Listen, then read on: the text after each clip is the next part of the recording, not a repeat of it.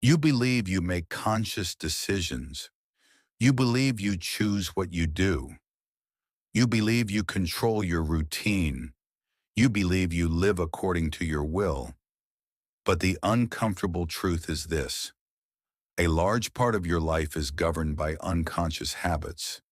You wake up at the same time. You reach for your phone before getting out of bed. You repeat the same thoughts. You react to the same situations in the same way. And you call this personality, but often it is just repetition. The brain seeks efficiency. It turns repeated behaviors into automatic patterns. This saves energy, but it also creates invisible prisons. Because what is automatic is rarely questioned. You do not consciously decide to feel anxious. You do not consciously decide to procrastinate. You do not consciously decide to sabotage yourself. These patterns were learned, repeated, reinforced until they became part of you.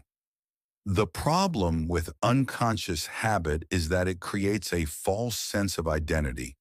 You begin to say, I am like this. I have always been this way. I can't change. But is that really true? Or did you simply repeat something long enough to believe it? Every habit begins small: an emotional reaction, a repeated thought, a rewarded behavior. Over time, the brain associates it with comfort or survival, and it repeats.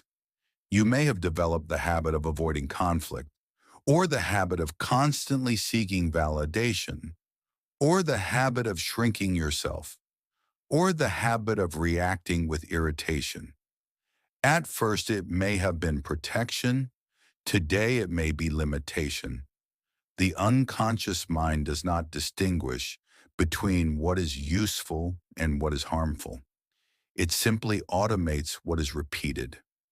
If you repeat negative thoughts, they become your default. If you repeat self-destructive behaviors, they become natural. Natural does not mean healthy. It only means familiar. Most people live on autopilot. They react without awareness, consume without reflection, speak without thinking, and they believe they are in control.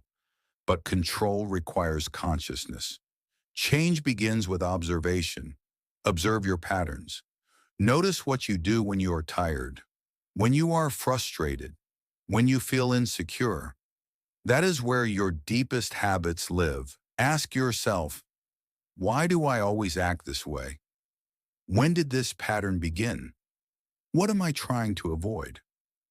What reward does this give me? Every habit has a hidden reward, even the negative ones. Procrastination may offer temporary relief. Anger may offer a sense of power. Self-criticism may offer a false sense of control. But the cost comes later, and it is usually high.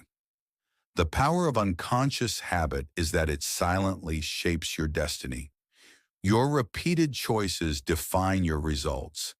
And if you do not change the pattern, you repeat the story year after year, relationship after relationship, mistake after mistake.